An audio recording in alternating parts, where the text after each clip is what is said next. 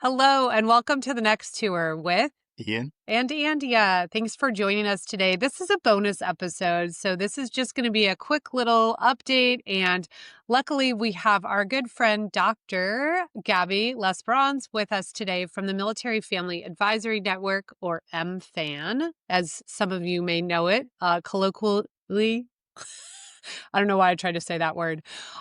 Super happy to have you here, Gabby. We're going to jump right in and make this a short but informative conversation today. Yeah, for sure. Gabby, great to see you again. Thanks again for joining us. So we're just going to cut right to the chase. So you all have currently a survey out there. It's called the MFAN 360 survey. Can you briefly tell us about what that is? Yeah, the Military Family 360 survey is all about helping military families. Every 2 years, AMFAN takes the opportunity to ask as many military families as we possibly can from every part of military life about their experiences. We want to understand military family well being, including the bright spots and some of the challenges. We do that through a mixed method survey that really lets families tell us about everything about military life that they're willing to share. And we take that data and inform policy, create programs, do more research, and really amplify the voices of military families. Oh, that's awesome. And I will tell you that for the last 2 or 3 cycles of this, I've taken it. So it's not just for those currently serving, it's for those who have already transitioned as well. Now, I will warn everybody, the survey is long. It took me somewhere between 20 and 30 minutes to do it. But I will tell you, the results of it are absolutely epically impactful. So can you kind of pull that thread a little bit for us, Gabby, and tell us, why, military connected families should take the time to fill this survey out, and what does it mean? Yeah, this survey means so much. When we take 30 minutes, it really feels like so much to ask at times. But truthfully, military families give so much. We want to make sure that the support programs that are there to help them give just as much as they do throughout their service. And this data helps us do that. And one of the ways that this pays off is both internally at MFAN, we do programs, we ensure that the voices get out there, but we also bring this information to policymakers. We bring this information to other organizations to make sure that they're making data informed decisions because military families aren't just numbers. They're the stories that run behind Mhm. the data. And so taking 30 minutes to share your story really makes a difference when that story has legs and we can bring it across the country to make sure those services are doing what they need to do. Yeah, excellent. I couldn't have put it better myself. Yeah, So, which is why we yeah. had her on. So do it, please. That time is a tremendously small investment with an outsized impact on what y'all do. So, please take my example. Get out there, take that survey, please. Yeah, thanks, babe. So, and as family members, of course, you can take it as well. I've taken it every year that it's been out, except for this year, which I am going to, I swear. But let's be truthful. A 30-minute commitment. I want to make sure I'm in the right headspace and I sit down to do it. So I want to have the time. Specifically for our audience, right? Transitioning service members or those that are recently separated, why is it important to tell that story? Why is it important for them specifically to take this survey at this time?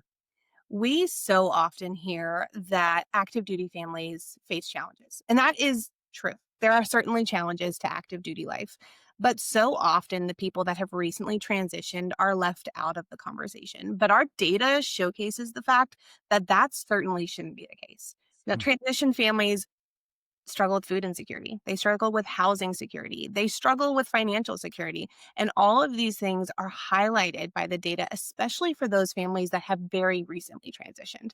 So, transition within the last 2 years is statistically tied to so many challenges that we see throughout our data set. But we also know that families that are thriving, those families that have excellent well being, transition more smoothly. And so when we look at all of the factors of well-being in our survey, from food security and housing security, all the way through to mental health access and the continuity of care, it's really important that those transitioning families tell us what they're experiencing so that we can ensure the data speaks to their experiences and their needs. Yeah, absolutely. I mean, it is really important. It's an important story to tell. And there is that gap sort of between being owned by the DoD and being sort of owned by the VA and what that space looks like. And I think it's important as we understand how that handoff works.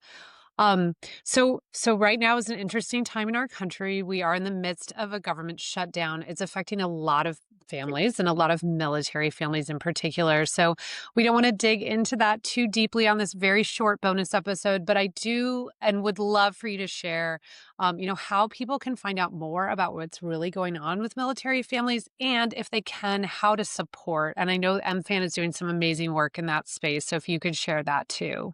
We absolutely are. When we saw how many military families were worrying about their next paycheck during this federal shutdown, we knew we needed to act. And so we launched a national program for grocery support.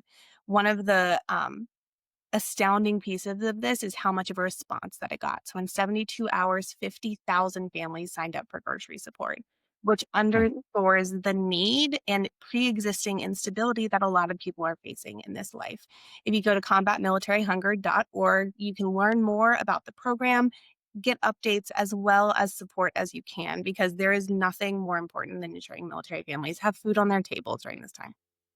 Yeah, no kidding. I mean, it very well said. It really underscores, I think, what we started to talk about in the beginning of the episode, being able to share your voice via the survey to actually give some tangible impact to what the real issues are out there. We highlighted the shutdown only so much to say that, look, the struggle is real, even in a consistent paycheck environment and in an inconsistent paycheck environment. It really just flags it immediately. So, and we're one paycheck in on the active duty, side at least, and of course the Guard and Reserve are in a whole different, ball game there too, and then our veterans and retirees too. So, yeah, the problems persist. I encourage everybody to get out there, check out mfan.org, get out there, fill out that survey. Again, your inputs are going to be massively outweighed versus the time that you take to do this. Gabby, thank you so very much for being here and highlighting this ever so important topic. It continues to be tremendously impactful year after year after year. Well, thank you both so much for the time. Thank you. And we will share everything in our show notes so everybody can find everything and all of the links at thenexttourpodcast.com. Thank you so much, Gabby. Thanks, everybody.